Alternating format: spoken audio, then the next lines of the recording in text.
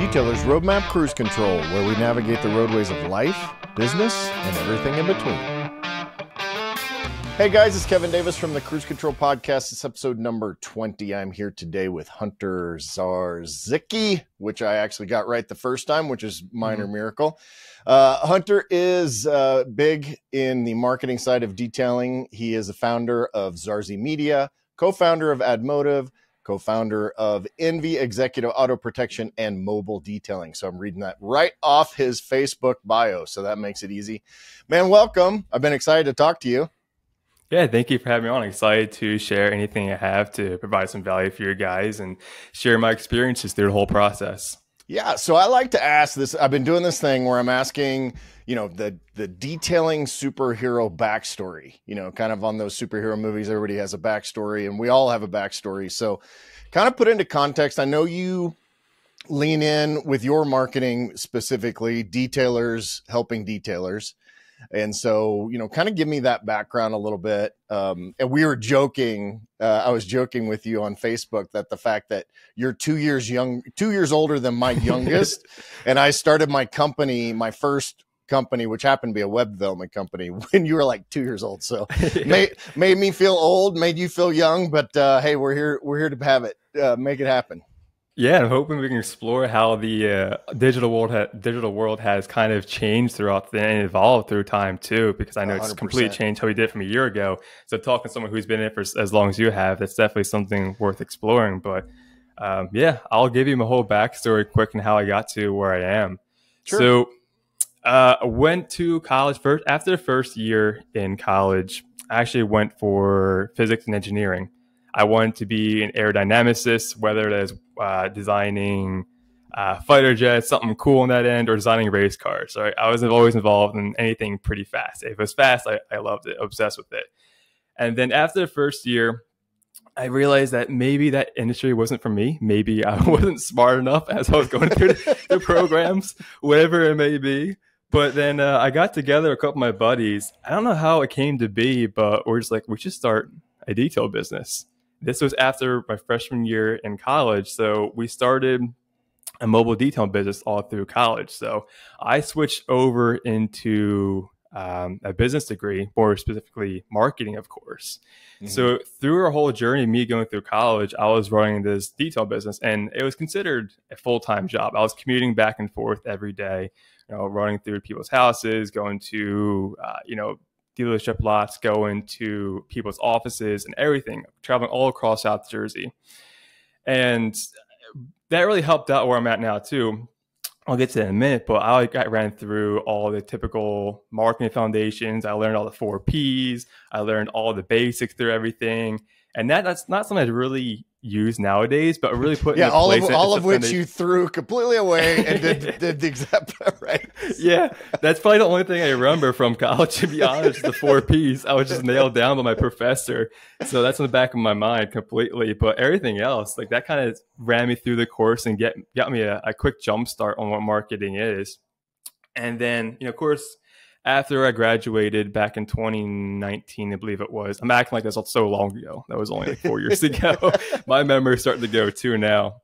We started around the detail business and everything. And then when COVID hit, I had a lot of time to sit down because we were closed down for a while. So I was like, all right, well, I don't know why I wanted to do that, why I wanted to start an agency. I just knew I had the marketing background. And I always felt like I had some higher calling to help people out in the world, or not that you can't do that with your own detail business. There's plenty of great examples of people who are really giving back to their communities with their business and what they're doing.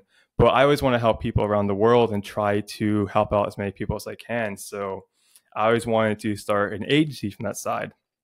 So during COVID, I started a marketing agency, and then it actually wasn't detailing specific. I wanted to go in direction where, hey, if you have a business, I want to be able to help that. So, of course, with the all-in detailing business, I was helping us out, and I was helping a couple other local businesses out. And then through our networking of just being in the industry for so long, someone, hey, I see that, you're doing marketing. I like to do marketing for my detail shop. It's okay, cool, no problem. And we got really great results right off the bat, no problem. And then from there, it's like, hey, my buddy has looking for marketing too. And this was still before the market wasn't as crowded. There was just really me and maybe one or two other agencies in the detailing space, and we kind of took off from there. And I, exited my detailing business back in 2020. It was end of 2020. I actually don't know the exact date, but sometime that time I exited detailing business and went full time with agency life. And here we are now. And that pre iOS 14 COVID economy thing, even though with COVID was going on, because I have a few retail online brands too, and man, I miss those COVID daily revenue numbers for sure. Yeah. And things have gotten quite a bit harder in your world and my world, or anybody that does online marketing since iOS 14. Those bastards. But those are the glory days. You can send anything out there and get any money you want. I thought like that really boosted my morale. Like, hey, I know what I'm doing here. That's right. And for those of you, and I think we've talked about it on this podcast before, but if you don't know what we're talking about, iOS 14 was when you started getting those alerts on your phone that says, do you want to allow this app or, to track you effectively? And what that did was it removed Facebook advertising, and specifically was the biggest hit. Google ads, I know, took the same thing, but it removed our ability to target you specifically, which the problem with that is then you have to target everybody, which gets super expensive.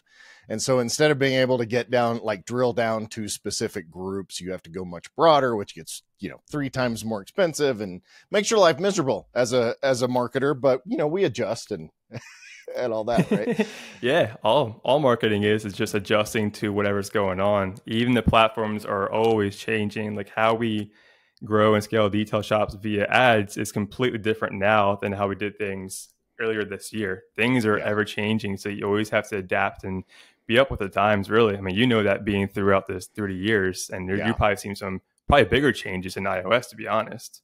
Oh yeah, man, it was so like back in the day, SEO was, hide keywords in body text that looked the same, that was the same color as it was like the algorithms just weren't smart, so it was a little bit easier to get things done now. And I know what Chris does now with all his SEO stuff, and man, it's a lot more complicated, but it's better overall. So most detailers, I don't think, really know anything.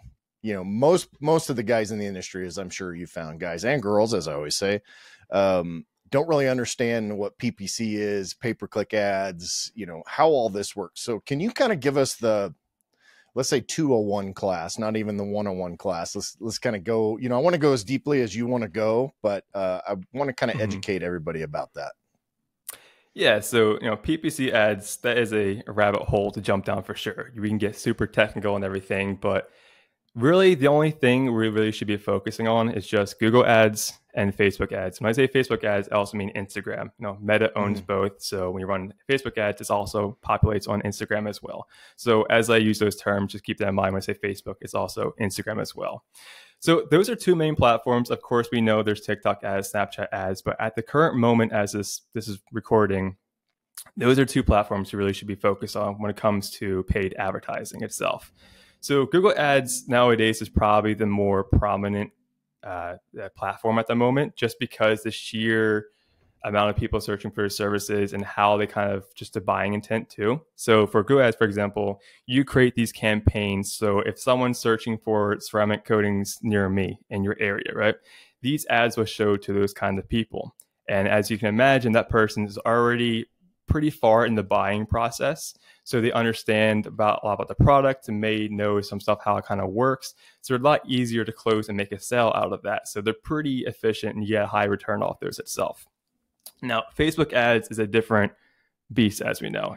Pre-iOS, I would say it's probably better than Google, but nowadays it's probably equal or lesser when it comes to actually getting a return out of it. So on Facebook ads, as you know, we can target certain kinds of demographics. You can target higher income, car enthusiasts, just really whoever you're trying to get after. The iOS update really shook up the industry because those interests, they no longer have as much power they have. Facebook doesn't really know these kind of interests anymore. So nowadays you see a lot of advertisers going broad. So instead of saying, hey, I want to show my ad to people who make this amount of money, who have this doctorate degree or professional degree, or are interested in this kind of vehicle. Now we're just going to show the ad to everybody in the whole entire a radius we set, like a 20-mile radius in that area. Show the ad everybody, and whoever's interested will come to that way. Which also, I think they've gotten, luckily they adjusted their algorithm a little bit, because then they're actually culminating or conglomerating their own data based on engagement and interaction with that particular ad. So even though we didn't have the data to start with, which is why it gets expensive, because you have to do a whole, there's so much more testing and clicking and everything that has to happen in that engagement, right?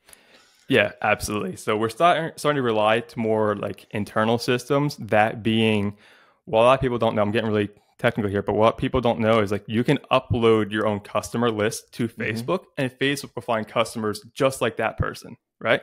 Which is pretty awesome, because they'll start to match profiles based on the emails and phone numbers you have on the email list, and they'll start to find people just like that. And of course, your past customers, that's who you want to target, people just like those people. So you can also tailor this list a little bit better. You can actually look at all your past customers, take the top 100 customers you absolutely love. Maybe it's the vehicles you want. Maybe they'll all have brand new vehicles. Upload that to Facebook. Facebook will find profiles just like that one and deliver ads to those kind of people too. So nowadays it's going either with broad stuff and doing a lot of the filtering in the ad copy or creative, or using those internal systems, like I was saying, like using your own email list as an audience. Yeah, and we can talk. I want you to go more into funnels too later, which is how you get those email lists. But yeah, that's definitely those lookalike audiences can be gold mines for sure. Oh, absolutely. And then I want to jump back to, because I know it's on Google, I talked about the buying intent, and on Facebook too. What you have to recognize is a lot of times that's a first step in someone's buying journey for somebody, if they see it come across your ad, because we imagine, what are you doing on Facebook, or what are you doing on Instagram? A lot of the times that's, you're scrolling around, you're wasting time, you're going to talk to somebody. You're not looking for a ceramic coating or a paint protection film. You might get lucky, but at that time, that might be the first time someone's actually seeing that kind of service. So when people try to compare the two platforms, people say, oh, Google you can close about 40% of the leads on there, and Facebook you only close 1 out of every 10, which is definitely true, right? The conversion rates on Google are definitely higher, but once you realize that, again, the Facebook ads are definitely the first step of buying journey, that's when that flip kind of switches for everybody. Okay, well, I have to do some kind of nurturing sequence. People who have opted into our contact form or called me, I have to keep them on like a leash and kind of give them some more educational content, let them know how all this stuff kind of works, and you can actually extract a lot of great stuff out of that. And I don't mind getting technical on here, because I think this is valuable information, even if it's something that people can go out and get more information later. But I think just doing this, going through, how this all works, walk me through what a typical nurture campaign would look like. Because I do a bunch of e-commerce, so I know what the nurture comment, I know what that looks like. And if you've bought anything online, or you go and put something in your cart, everybody gets the abandoned cart email, right? So it tells you, hey, come back and do that. So how are you nurturing? What is that? And let's just call it a lead funnel or customer nurture funnel.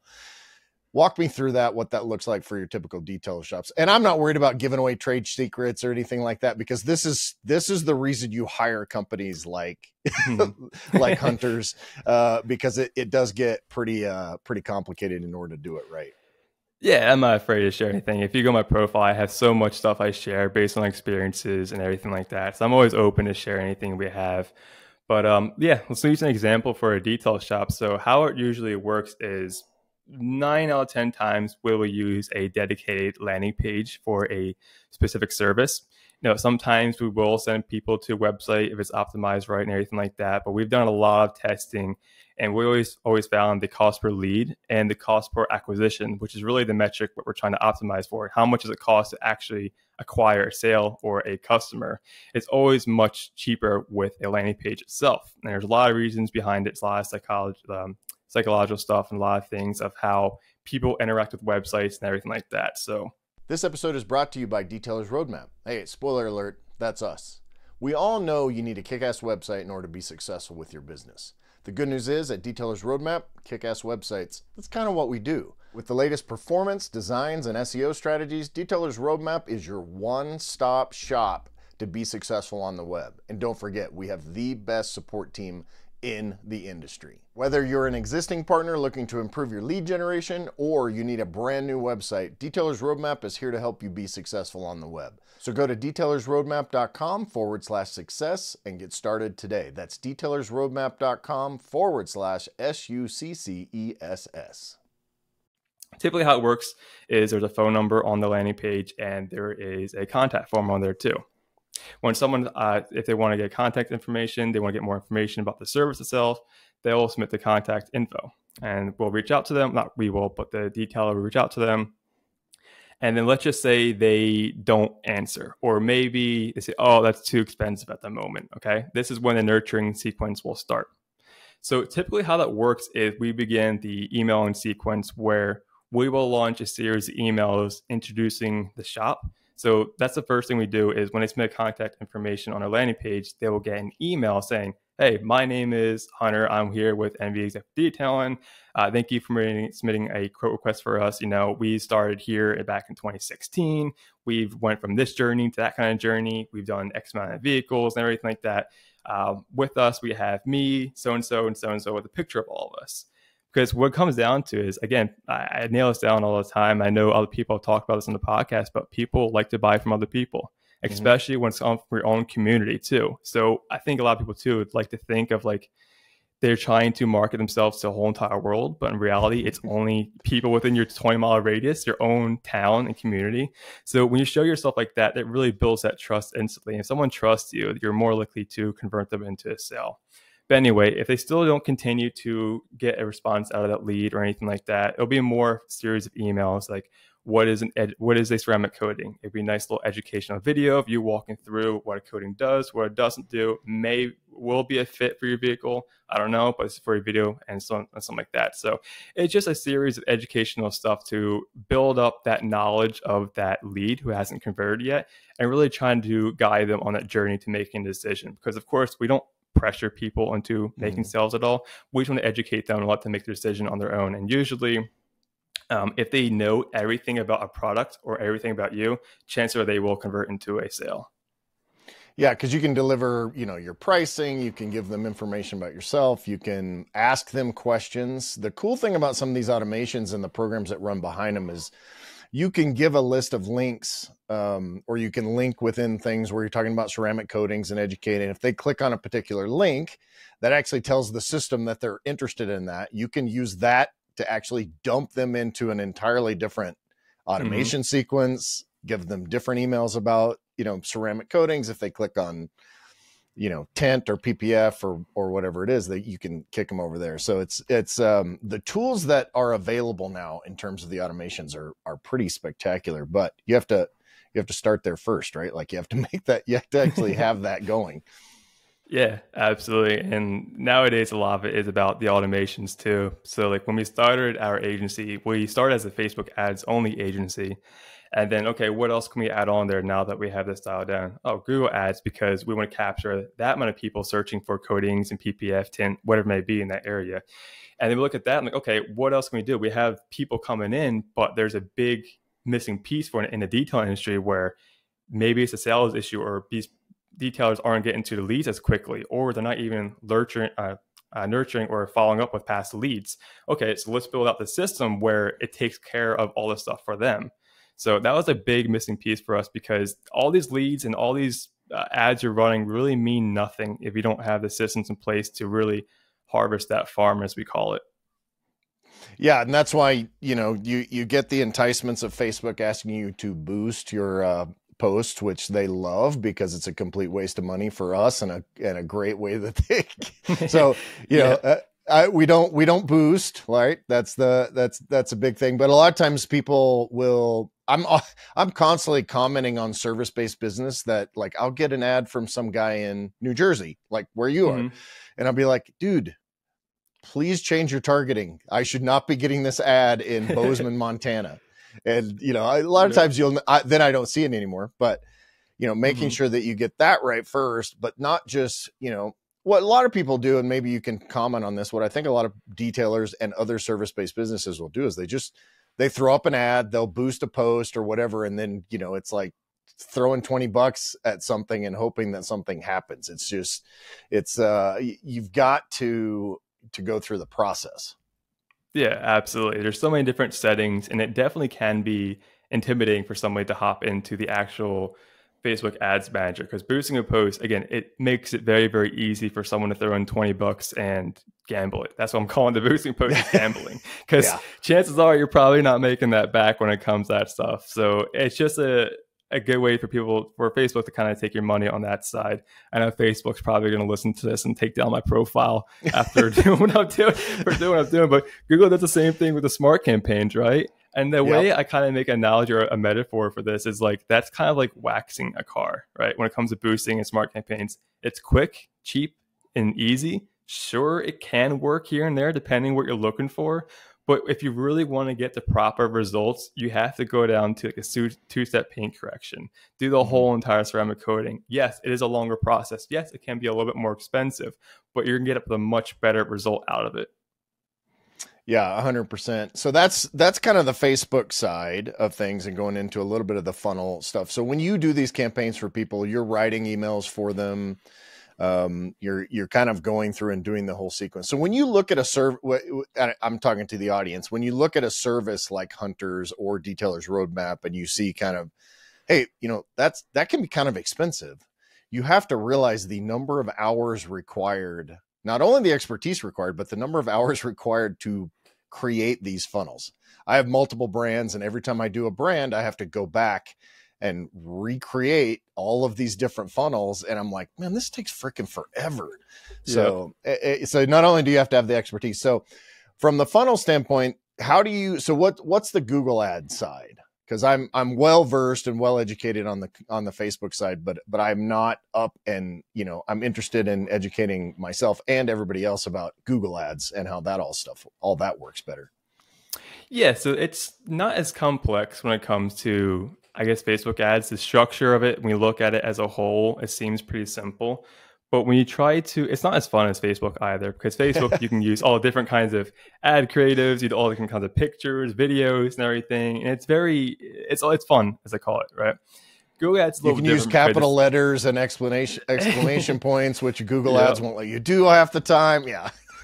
Exactly. And all the work in Google Ads is done in the settings itself. You're going from max clicks to impression share to maximize conversions, and then monitoring your cost per click and everything. But essentially how that works is, I'm going to use ceramic coatings as an example here, because that's what we've been doing so far.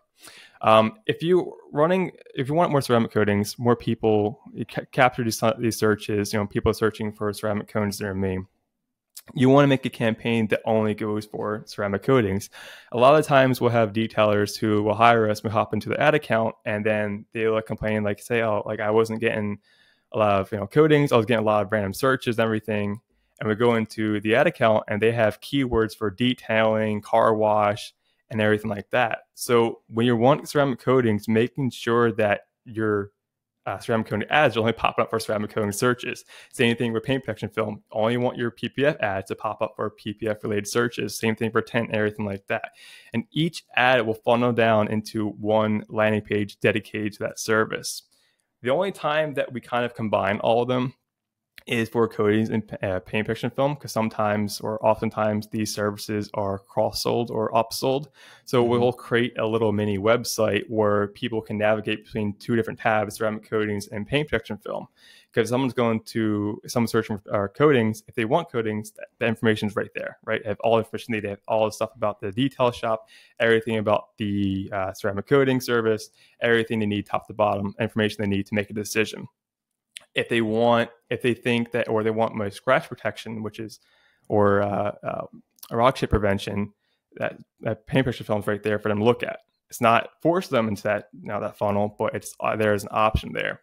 So again, Google Ads is not as fun because you're playing around the settings, going different things, because you are bidding directly against your competitors. So Google has, I think, 3 to 4 top spots on the search results. So if you ever search anything, if we go on to Google, search ceramic cones near me, you'll probably find shops advertising. And there's 3 to 4 top spots, and you're all bidding against each other. So this is why Google Ads can be a little bit more expensive just because you are directly bidding against other people. And you really have to pay attention to how much you're showing up against your competitors as well with everything. So it can be more expensive, but that's it in a nutshell with everything. And you're going to make sure that's going down to the right page and everything like that. And how are you, and I want to talk about kind of the budgets and all that, but how are you measuring ROI? You know, everything I do literally in life and business and everything else I kind of calculate ROI either with time or, you know, enjoyment or whatever. In this case, we're talking money. So how do you help these guys calculate ROI so that you know whether or not it's effective? Yeah. So on the front level of everything, the ads manager will tell us how many leads came in, right? They'll say the cost per lead, they say how many leads a certain campaign came in, and that's the front end stuff. You can't calculate. You can do numbers like, hey, if their closing rate's 20% and you got 10 leads in here, you'll know they closed 2 leads for an average ticket price of $1,200 or something like that. Right. So you can guesstimate on that side. But really how we track the ROI on certain campaigns and know where we should be allocating the energy and the time with these campaigns, whether it's a different Google ad campaign or Facebook or testing different kinds of ads within those platforms, is we have in our own CRM platform, we can see exactly where that lead came from, and the detailer will mark them as won or lost or needs follow-up or something like that. And based on where they are in that pipeline, if they are booked, we can see exactly where that person came from. So if we know, hey, we just got this this lead is booked for $1,700 off this one Facebook ad. Okay, we'll mark that one, keep an eye on that one, and we'll be able to measure each ad and how much it's bringing.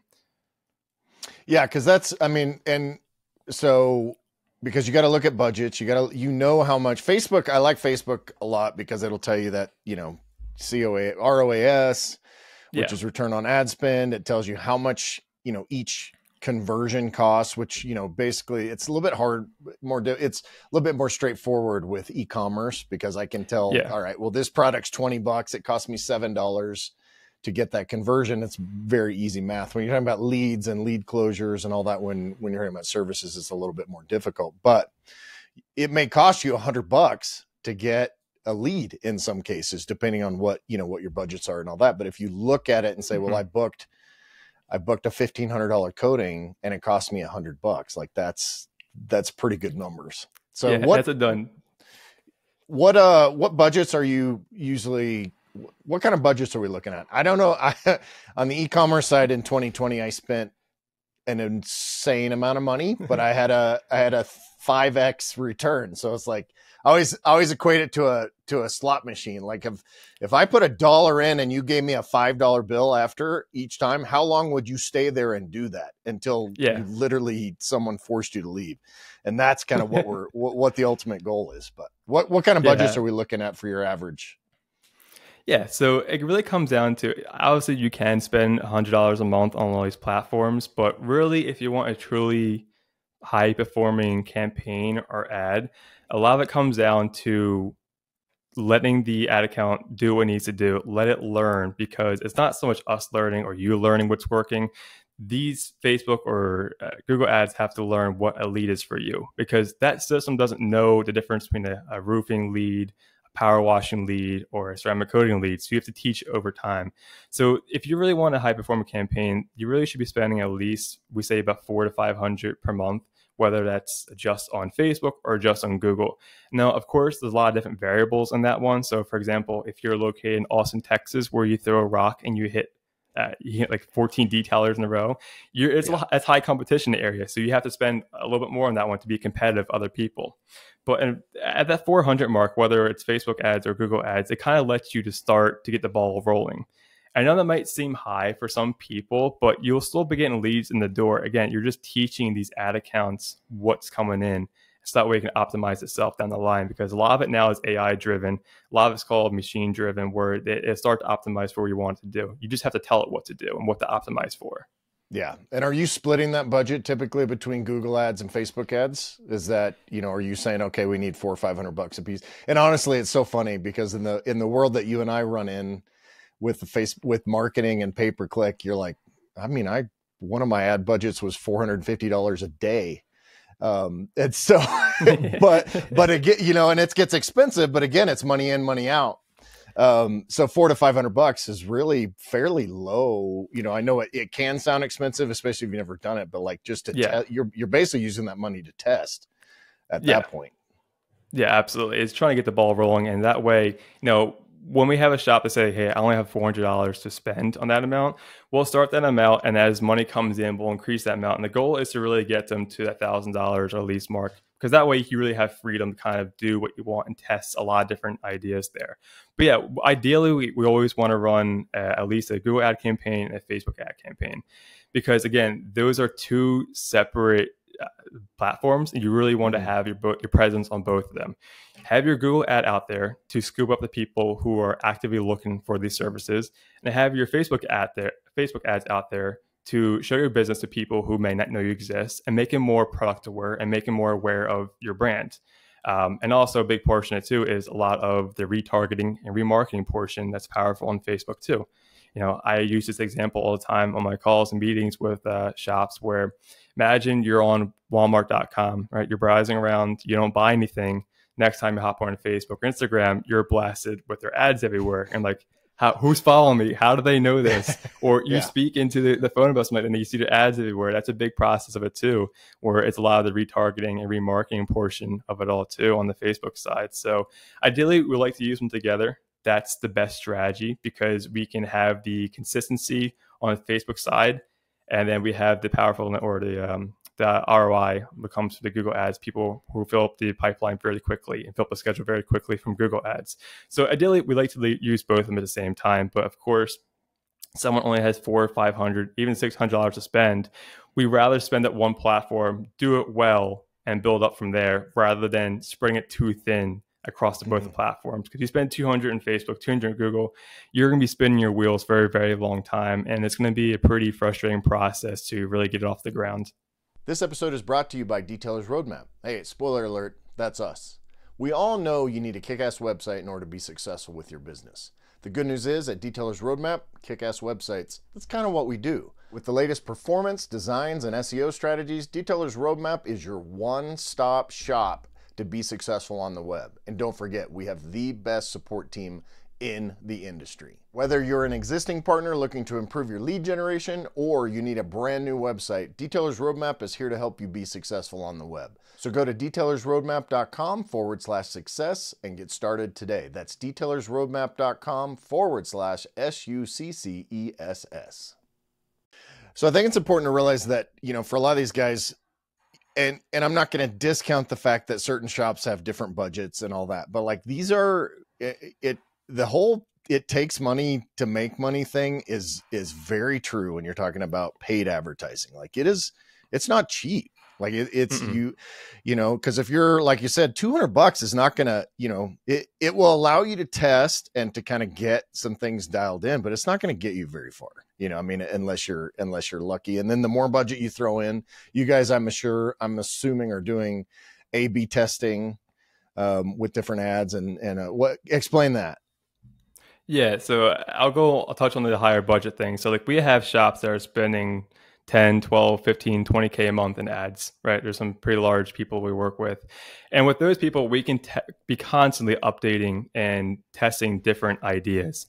So typically what we're doing for A/B testing is we'll pitch two variables against each other. The two variables may be, we're going to test two different headlines. Everything will be the same targeting, the same picture, the same ad copy, but we'll switch up the headline. And then after about a week or so, depending on how much they're spending, how many people it shows to, we'll look back at it and say, okay, this headline actually had a higher click-through rate. More people clicked on this headline rather than the other one. Okay, this is part of the winning formula. We'll put that in the folder of what's winning right now, and we'll keep that campaign running. And then we'll test another variable. Okay, so this campaign has a good ad copy, has a good headline. Now let's test different pictures or different videos against each other. Which one performs higher? And it's a never ending cycle, because you're always trying to see what's worked best. And marketing is always changing, adapting, as we know. Yeah. And I like your idea of feeding it back in, right? Like if you take, all right, well, I know for a fact I got this job from this Facebook ad, it would be good to take a pretty big portion of that, if you can, and kick it back into ads. And that's why, I mean, the whole marketing thing is a very dynamic kind of setup, because you need SEO services, you need a great website, you need these good landing pages and funnels and Facebook. And some of that, if you want to do some of that yourself, there's some ways to go in and do kind of the legwork stuff. But then you hire people like Detailers Roadmap and Hunter and Zarzy Media and go through all that. But I think it's, I really don't. So I'm assuming you're having these conversations where people are just like, because we have the same thing. It's like, well, that's a lot of money. I can't really afford that. How do you explain around that? Yeah, I mean, it's just for them understanding the concept of marketing as a whole, because we have our fee on top of the ad spend. So it's not just $400 is what we charge on top of that as well. So, I mean, a lot of it comes down to, hey, we are going to, optimize the campaigns. We are going to get you leads here. We'll help you with the sales process and with everything. We can get you a lead as soon as the first day, within the first couple hours of, an ad being launched with everything. It's just them understanding the marketing does take time. PPC campaigns, Facebook campaigns, it is faster than SEO, but it still takes time for it to go.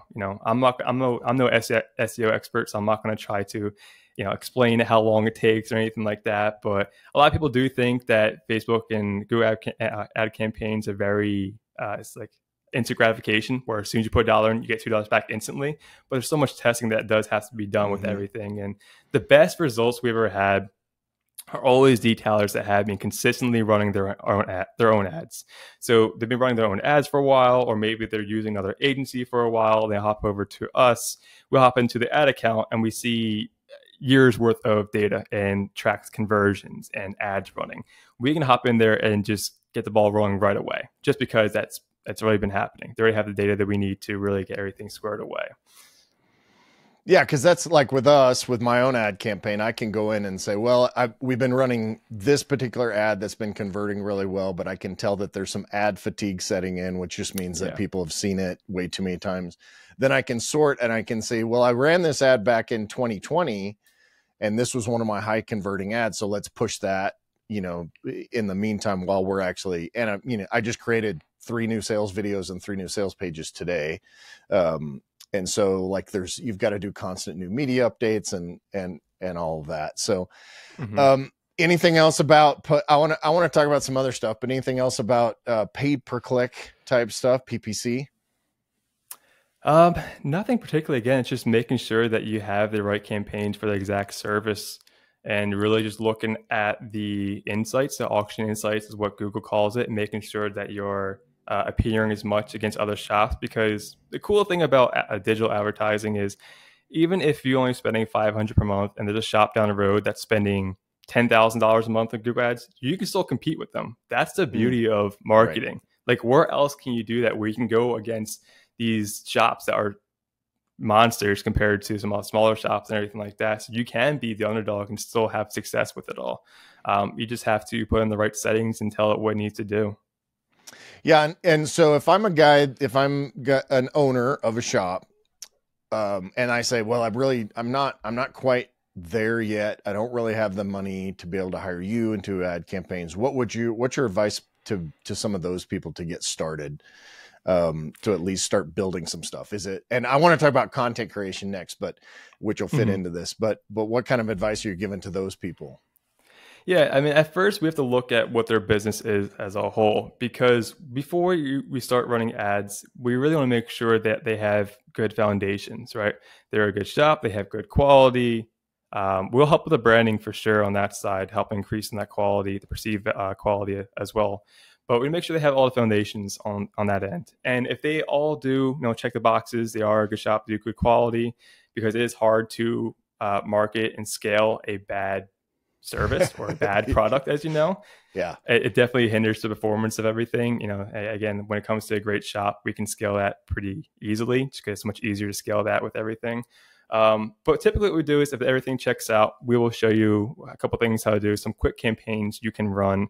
Something that's really easy to understand, where you can run it, throw a couple bucks in here, get some traction out of it, and we'll help you get you where you can afford either our services or another agency services, or really kind of jumpstart a couple of things. I've actually had a couple of shops that messaged me earlier this year and say, hey, I've been following your content for a while. I've been taking all your advice you have on your profile, and I run my own ads, and they're all performing really well. So that's actually awesome to hear. So we're starting to create more content on our side too. We're building our YouTube channel up.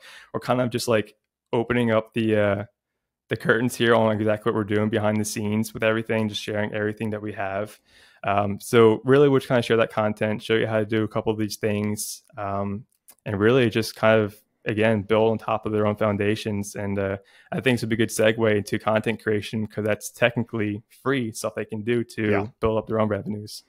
Yeah, we had I had a good buddy of mine, Jimbo Balaam, on, who's the auto detailing podcast, kind of the original detailing podcast. I'll give him props for that. But he's doing primarily content creation now, and so we talked a little bit about that. But that's the free way to do it. So give me the kind of, how do you approach content creation? I've seen some of your stuff, what you're doing, which is funny because it's like Alex Hermosi and going through, like we talked about him, and it's funny how you see these trends, right? Because I'm doing it in several of my brands. We're doing it in Detailer's Roadmap. You're doing it in your, it's like you see these trends, and the trends come because they work. Right. So what kind of things are you doing content creation wise, and what can we what should these guys be doing? Yeah, so for us, what we're doing is, again, the agency space is so crowded now. I actually get DMs from agencies, hey, you're looking for 30 free or 30 SRAM coding jobs, because I still have my detail business in my bio, so I still get bombarded by DMs. So one thing that we're doing is I'm showing my face a whole lot more in this content, right? And making sure that I'm building that trust behind this is me who you're talking to. I actually run all the ads with everything. And a lot of it comes down to, and that's what I want people to do too, look back in your inboxes, your messenger inbox, your any text you get, any phone calls, emails. Look at what questions people are asking, and you can make content around that. And really, it's pretty much endless what you can do. You have so many questions people ask you, and there's one person that do want to show people who to look at. Is Jonathan Monson over in Dirty Dreaming. He's killing it right now with his content, because he's consistently looking back what questions people are asking him, and then he's making content around that. So you actually will screenshot the question someone asked, like on maybe it's a post he made, or maybe it's someone's emailed him a question, and he'll make content around that. And you have endless options of what you can do. Now we're doing the same thing with the agency too. So someone is asks he green screen? Is he green screening those? Is he using that green screen kind of layout? Sometimes, yeah. Usually it's we know detailing is a very visual process. Like for me, if I show myself creating a Facebook ad campaign with the camera here, that's not that fun, right? No one wants to see me clacking away on a keyboard, but in detailing, you can at any point in the process, whether you're washing, doing a decon, the correction, or coding PPF, if you just have your camera set up on a tripod, you can capture great content off that and do a voiceover of it, or anything like that. But yeah, I mean, when it comes to content, it's just a lot of it comes down to answering questions for people. And there's a book on it. It's like, I think it's called They Ask You Answer, that covers a lot of great stuff about that kind of stuff. So a lot of it comes down to that. And there's another website, I forget what it is, but you can put out a topic, let's say ceramic coatings, and it'll give you, I think, like 30, 40 different most searched questions about that service. So it can be like, what are the benefits of ceramic coating? You can make a video regarding that kind of stuff. And again, the possibilities are really endless on how many questions you can answer with that. Yeah, I like that approach. And there's some really cool stuff that you can do, like Instagram, when you upload your reels, you can automate those large text captions over the top of them, and then you can grab that video and throw it wherever you want. So there's all these different tools. ChatGPT is a really easy way to go in and say, hey, give me 10 different questions about ceramic coatings in this, in this type style. And it'll I mean, that stuff is crazy, but it's a great tool as well. That's a cheat code, really, because there's some days, as much I harp on content creation, there's some days where I'll sit at my desk when it's time to create something, to write something, an email or post or something. I'll sit there and my mind will just be blank. I'll hop in ChatGPT and I'll ask you a couple of questions. Give me some prompts here. What are people searching? What are some questions that I can answer here? And I'll spit out 10 different questions, and I'll have content to write for the next 2 weeks. So definitely anyone can really use it for that kind of stuff. But yeah, it also depends on what you want to optimize your content for. Educational stuff is absolutely amazing. I actually just made the last video was kind of related to that kind of stuff, where if you're able to provide your community with just educational stuff, they'll immediately trust you because you're giving them value, you're giving them stuff, and then you don't have to ask for the sale at that point because they already trust you with everything because you gave them all the information they need about a coating or a paint protection film. But yeah, a lot of it comes down to most of that kind of stuff where it's educational. We don't really recommend too much stuff asking for the sale. Like you don't want to get too much call to action. A lot of content should be just building that trust and building your own brand up of what you're doing, what a coating is, and everything like that. Yeah, you can have I mean, obviously in each one, you've got your hashtags and content information or, whatever, as far as a very subtle call to action, but it's like, you don't need to do the old mattress king, call now, right? Like that whole thing. But yeah, the education piece is interesting because I think, people think that you only get trust if you're an expert. Well, the interesting thing is you almost create your own, you make yourself the expert by creating content that educates your consumer. Mm-hmm. Yeah, absolutely. And then when you're seen as an expert too, or at least perceived as an expert by your content, again, that's going to only build your value and you're going to have people flock into your business. And then again, it's not, you have a small call to action on the post. It's like, hey, more information, you can reach out. But a lot of times you may not need that. People would just go to your profile directly and be like, hey, I like your content. You seem very trustworthy. You seem to know what you're talking about. When can I bring my car in, or can I check out your shop or something like that? Yeah. And are you, I do kind of one to many. I try to do as many, I get tired of all the different networks, but are you mainly telling these guys to do, obviously YouTube's great. Instagram is great. Most of what you're talking about is probably short form, or are you doing medium form as well? Like short form would be 60, 90 seconds or less. Medium form, I consider 5 to 7 minutes. And then you've got everything else is kind of long form. Yeah, most of the stuff that we push is short form stuff just because it can reach so many people so quickly. We still do encourage, and we will never not encourage it, but we always still encourage doing YouTube videos, maybe a walkthrough of a process. People go like, it can be a video like, all right, here's a process. We got a Tesla in. Here, we're going to do the wash. We're going to show the decon. We're going to show the correction. We're going to show the coating, PPF, whatever we're doing to it. And a big portion of that too is, this can be part of your nurturing sequence too. You can plug that into an email and send it out to not just past customers, but leads who haven't converted yet. And a lot of times you'll start to build a value on that too, because a lot of people don't realize how much work goes into that. So if someone says, oh, $1,200 is too much for this coating, I'm not going to do that right now. And you send them over a video and it's a 2-day process. Like, wow, I didn't know how much work went into that kind of thing. Okay, I can see the value behind the service you're providing, and you'll get that sale right there. So a lot of it comes down to, again, what you're trying to optimize for. If you're going short form, building that trust, building the educational stuff, reaching out to the community, that kind of stuff like that. And the YouTube with longer form stuff, you're not going necessarily viral, not reaching too many people, but it's a really great tool to have in your toolbox there to kind of throw out there whenever you need to, if someone has an objection or for the nurturing sequence. Yeah, and we talk a lot about repurposing content. That's the name of the game. So you may shoot a 10-minute video about applying doing paint correction, applying a ceramic coating, but you also may be able to get 20 different short form content pieces out of that. We've talked about video in the past, VIDYO, which is an AI based system that cuts these videos up. And there's a bunch of, there's probably 1,000 of them now that do the exact same thing, but that will help you automate cutting those things into short form. And so then you've got that mixture where you've got YouTube, which is more, that's there forever. The nice thing is someone may see, a thing about detailing and then go onto your channel and see ceramic coating and PPF and tint and all the other things you do. And then that starts to build trust. And they may actually originate from the shorts, right? Like the shorts, the short form content seems to resonate much. Like people just have such a short attention span. Yeah. Nowadays, everything's about capturing the attention within the first 5 seconds. And we know I'm guilty of this too. When I hop on Reels or something, I'm quickly scrolling through it. If you don't have my interest in the first 5 seconds, it's gone. And I think that's what people have to pay attention to, and how to kind of cater their own short form content if they're making any. The first 5 seconds should be a quick hook. Asking a question or oh, we damaged a C8 Corvette, but it has PPF, so it's okay, right? I've Oh seen yeah. people do that before. So anything that really get their attention, and you can drag them through the whole process. So again, that's why we have funnels too. People's attention spans are not much, and it's getting smaller and smaller as the years go by. With how much information we have on the internet and all these videos we're watching, it's getting much shorter. So you have to keep in mind when you're creating ad or creating content how quick people's attention spans are.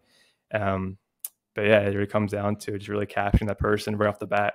Yeah. And when you're doing these funnels and the email automations, are you cutting that information into kind of a series? Is that typically how you're doing it versus like one long form email about ceramic coatings? How are you guys doing that? So you touched on it earlier, but if they clicked on a link on an email, it's kind of like a fish on, like, oh, we got one. Yeah. And they'll start a whole new process of, all right, so they show an interest in this coating. Okay, let's make it into a more bite-sized series now. And then that will introduce a more, I don't say not technical side, because most, like 99% of the people don't care what 9H is or what SiO2 is and everything like that. They kind of just care what it does for them on that purpose. Like same thing with our side. When a shop comes and talks to us about hiring us, we're not going to talk about creating a 1% lookalike audience with duplicated assets and A/B testing, everything like that. We're going to talk to them about, the general gist of what Google ads, what Facebook ads do, right? We're not going to go into the technical process because we don't want to confuse them. Again, going back to the attention spans, if you can confuse somebody, there's no bounce out, especially with emails and text where all people, like they just close their phone and they're not connected anymore. Whether on a phone, of course, you're engaged with the conversation. You can continue on with that kind of stuff. So yeah, there's a lot of different things we do with the email sequences. It just depends on what interest level they have. And are you doing SMS too? Sometimes that's a little bit tricky. It's expensive and there's a lot of rules, and SMS is just, I'm sure everybody knows, but it's basically sending automated texts. Yeah, I mean, we have automated text. Again, when a lead comes in, they'll shoot them automated text, and then it'll follow up with them a day later, 3 days later, 5 days later. It'll follow up with them automatically. But when it comes to email text marketing itself, it really depends on the detail shop that they want to do it. We'll set up for them. Of course, it is a little bit more expensive, a little different back-end systems you have to set in place for that. Whereas email campaigns are easier. Again, we're not trying to do things that are easy just for it's convenient for everybody, but we're trying to maximize the return on everybody, really. And emails have been the best return right now for everything. Again, texts are definitely great because everyone checks their texts regularly. Emails, things can get sent to junk. People will just delete stuff. They're not interested in it and everything like that. So when done correctly, text marketing definitely works very, very well. It's just dependent on what we want to optimize for. Yeah. And then it's easier to, you can unsubscribe on email, or you can just hit block this number on your text for sure. That's, that's something to do. But, we talked a little bit about it earlier, but talk about why having an email list is important. Because I don't think most detailers probably don't ever even think about that. I've talked to guys that have been in business for a decade, and I'm like, well, how are you contacting past customers? Like, what do you mean? I have a notebook that I have, 10 years worth of spiral notebooks sitting here. Yeah, email list is a gold mine, really, because it's a quick way to communicate a simple message across not just past leads, but all your past customers, because we know your past customers are probably the easiest people to get back in the door, right? They've already bought for you. They're familiar with your process. They know how it all works when it comes to booking a job with you. They're familiar with you and everything. So that's a much easier job to get in the door.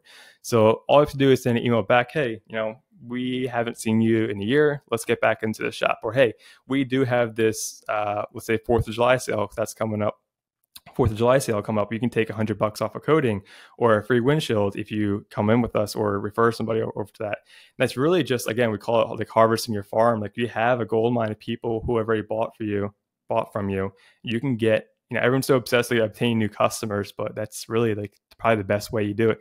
You always look back at past customers and really just try to get more people back in the door.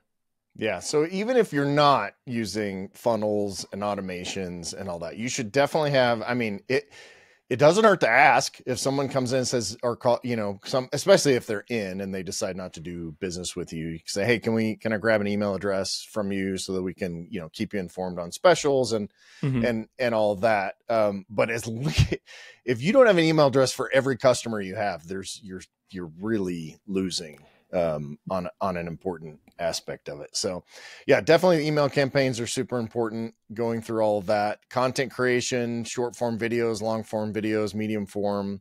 It sounds like you guys you're kind of doing it all right now and still building. The thing that I like, and I think that this is important when you're hiring somebody that like Hunter, is that, and I have a guy that does some marketing, Facebook marketing stuff for me and has for a couple of years. He spends his own money testing and relearning and adjusting and pivoting on his own stuff, right? Like that's super important. So it's not just do as I say, not as I do. It's literally like, I just spent 10 grand this month testing this new thing and I want to test it. I can do that for you. Yeah, absolutely. We're always trying to provide as much value as we can. So again, we started Facebook ads agency, and then we added Google ads, and then we added automations, email marketing. And I think the next step for us is adding AI into the mix. I think for a while, we kind of sat on this for a little bit and didn't really jump the gun on it because I think for most people, it's more so a shiny object. I'm not talking about ChatGPT. I'm talking about like AI bots that talk to leads and everything like that. That's the next step we're going to be implementing for people. So they don't have to talk to leads. The AI will answer simple questions like how much is it? Like how much your package is? When's your availability? The AI will be able to answer those simple questions. So you can still, run your shop. You can do things that you need to while this is taking care of that. For a while, I thought it was more so a shiny object. How many people actually need this? But diving into the capabilities of it all is something I think that provide really good value for some shops. So that's the next step what we're doing. And again, that's all part of the marketing process. That's all part of it. And a year from now, we could be doing something completely different. Or we could have had another service added on there. 10 years from now, we're looking back in the past like, oh, wow, I can't believe that was a thing. It's always going to be changing. We're always going to be adding or subtracting services based on what we think is going to be best for people. Yeah, we were just talking this morning about doing some AI related stuff on one of the new web builds that we're looking at. It's the tools are out there and they're so advanced and they can be so save you a ton of time. I mean, I use this thing called Spark Desktop or Spark Mail. I don't know if you're familiar with it, but it's basically a Mac-based mail system, and they just integrated AI into the email system. So if I write an email, even if it's short, I can hit a button and it'll make it more conversational or more friendly or less conversational and more direct. And it's like, seriously, this is making my life easier, but more complicated at the same time. So it's an interesting transition time to figure out how to use AI effectively, as a tool. Yeah, this is kind of like the pre-stage of like the internet, or when internet came around, everyone's like, okay, what do we do? How do we use this? And is this something I can use for my business? And then we're coming up with that one where now it's the AI stage. Everything's AI now. Everyone's talking about it. So it's like, okay, how can I use this in my business? Because it's going to be a more prevalent thing in the future, right? Yeah. We have a lot of early adapters right now. They're using it. It's a tool for you to use, and there's a lot of different things, all different paths out there you can go down with AI.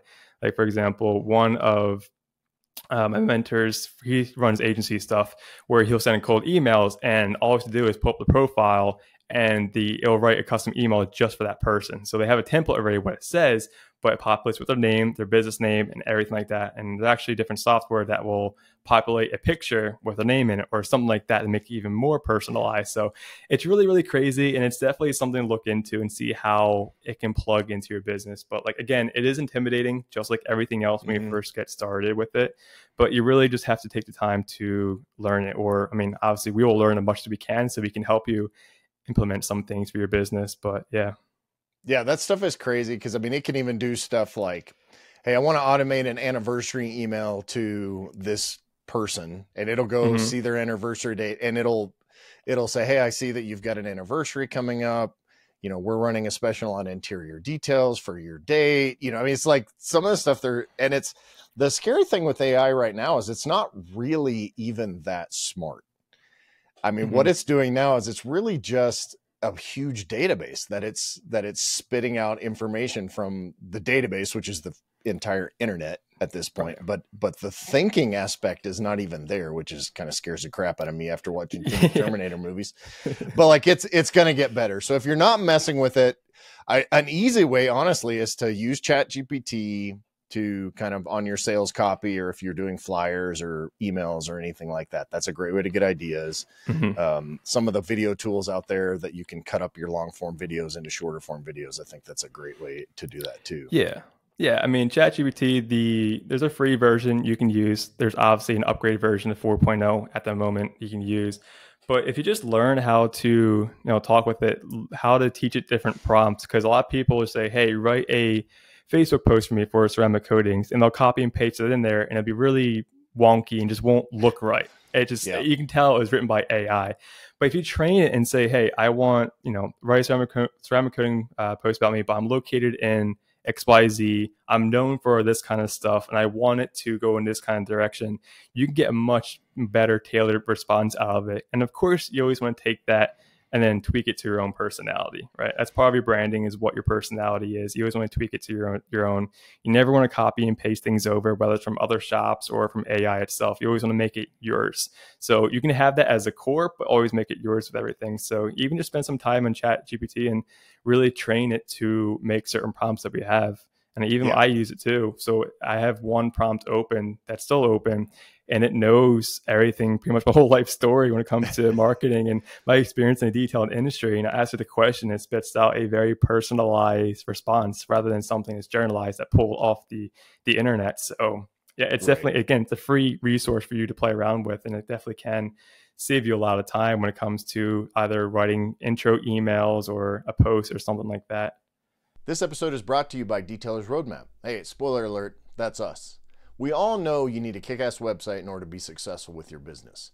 The good news is, at Detailer's Roadmap, kick-ass websites, that's kind of what we do. With the latest performance, designs, and SEO strategies, Detailer's Roadmap is your one-stop shop to be successful on the web. And don't forget, we have the best support team in the industry. Whether you're an existing partner looking to improve your lead generation, or you need a brand new website, Detailer's Roadmap is here to help you be successful on the web. So go to detailersroadmap.com/success and get started today. That's detailersroadmap.com/SUCCESS.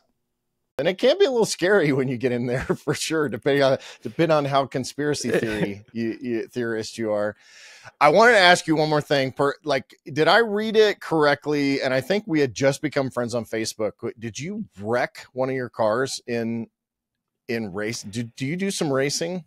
Yeah, so I do a lot of track days, and I have been for a while. But yeah, that was earlier this month. That was the June 2nd on a Friday, and that was like the first thing early in the morning. But yeah, I will give you a quick backstory on that one, because that's definitely horrifying, and I should not be here right now at all. Wanted me. I was actually walking through Walmart. I was waiting for my wife, and I'm like, holy crap, look at this.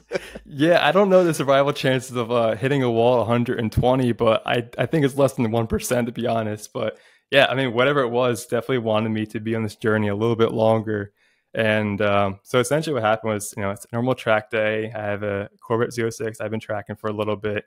And it was early in session, only 5 laps in, going down the main street at 140 miles per hour.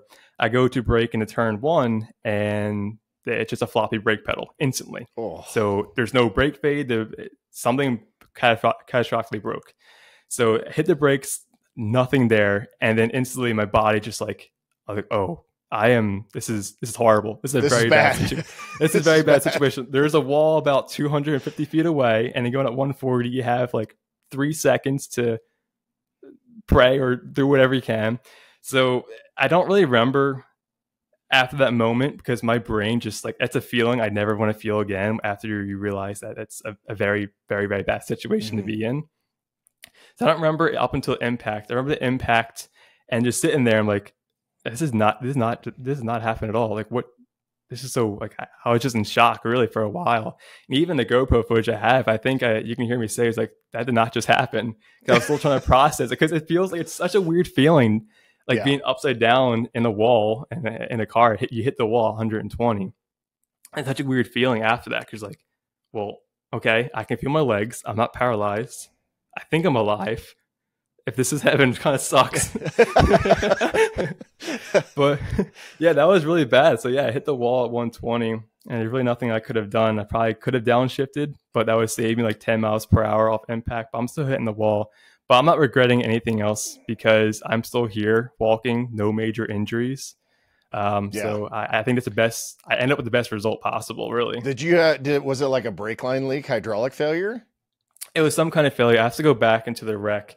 The insurance company has it now. And the funny thing is, I've never bought on-track insurance because regular insurance doesn't cover on the track. I've never bought on-track insurance, but I bought it that night prior. Oh my gosh. Yeah, right. Was it like something in the universe just wanted to like test me a little bit and give me like a little reality check on how I was feeling about life and everything. But yeah, I mean, I hit the wall, and then I crawled out, and they actually shut down the track for 3 hours because one, they had to do all the repairs to it. I did about $10,000 in track damages. Oh. There was a billboard about 15 feet up that I put a hole through because something in my car flew off and punctured a billboard behind it. So I had to pay for all that, but the car is covered underneath insurance. I'm happy to be here. I definitely look at life a lot differently now. You know, a lot of it was, I've always really based on making sure that you're taking time out to do things you enjoy, right? Mm-hmm. And that was like the first time in a while. Ironically enough, it was the first time in a while that I took off work to go enjoy something in life, and it almost killed me. So now my family has me bubble wrapped in my office and telling me not to leave. But yeah, I'm definitely looking at life differently now, and it sucks that it took that kind of event to make me think about life now. It is like now I'm giving everything to the fullest. When it comes to me providing value. That's why the content I'm putting out there is much more impactful, I feel like, and my vision, my journey is definitely changed for the better. So I'm grateful that it happened, to be honest. And it sounds weird to say, but it's definitely changed me for the better. Well, a lot of people, don't figure that out until they're way past my age. And to figure that out and kind of have that wake up call at 27, 28 it's a great, I think that's a great thing, because that car doesn't have was that track roll caged or anything? Is that just OEM? As a stock C706, except for it had upgraded race brake fluid and track pads in it. I was wearing a helmet. Thank God I was wearing that. But yeah, I mean, I just took I went up. I hit the wall and went up. And it's not exactly a commercial for those great upgraded pads and brake fluid, because evidently, you actually have to have that stuff stay in and do its job in order for that to be effective. Yeah, something happened catastrophic. I don't know what it was. The car is a mangled wreck right now. So yeah, because usually if that's the case, I mean, you would have had to have complete, because that's a mechanical connection. It's not a computer connection. There's not drive-by-wire with the brakes. So like most likely at some point you lost brake pressure and it just dumped all the fluid. So then you just, and if it's open, it's like bleeding your brakes. If you don't have a way to stop the fluid from going out, it just goes when you put your foot to the floor. Oh, yeah. Oh man. It had to be a master cylinder or brake line or something, because there's no brake fade. It's only 5 laps in. The car wasn't, I was just doing warm-up laps too. I wasn't even going like full speed because I was still warming myself up, warming the car up. And so something must have to broke like right off the bat. Yeah. Well, I mean, thank God you're good. And that's a good thing to learn. And that makes, I mean, I always say that, when something doesn't go to plan, it still makes for an awesome story. Yeah, absolutely. Yeah. And I have a cool story to tell now. I was boring beforehand, but now I have something cool to say at parties. That's for sure. I like that a lot. Yeah. Any last words for the detailing industry that you want to share with people? And I do want to, how do people reach out to you? How do people kind of get in touch with you, and obviously go to your content and all that? Yeah. So the quick tip is, something I always harp on is just find something and be consistent with it. Stop jumping around to different, I think we're spoiled in the detail industry with so many different innovations, so many different products are coming out with everything that we always want to jump on the newest thing. But find one thing or find a couple of things, just be consistent with it. Like Google My Business Profile, when you're posting that, be consistent with it. You're not going to see results after a little bit, but it will take time to get there. And people who have been doing it for a while don't regret it. Same thing with making content. Keep on it, be consistent with anything, and just, keep doing that. But that's the only tip I have. But when it comes to getting in contact with us, whether it is a consultation, you want us to take a look at your business, see what kind of opportunities are there, things you can change, or if you want to inquire about either hiring us or anything like that, you can shoot me a message on Facebook. I'm on there working 24/7. It feels like. Email. I do have my website up there, but usually my Facebook profile, Hunter Zarzycki, is probably the best way to reach me. I'm very active on there. Okay, awesome. Well, I've looked at a lot of your content. I kind of follow along as well. So I appreciate you coming on board. This has been super interesting. Hopefully it's been educational. We got a little technical, but I think that's good. People need that. For Absolutely. Sure. So yeah, go out there, reach out to Hunter and see what he can do. Yeah, sounds good. Thanks for having me, man. It was a pleasure. All right, man. Thanks. See you later. Head over to detailersroadmap.com and get your one-stop success solution today.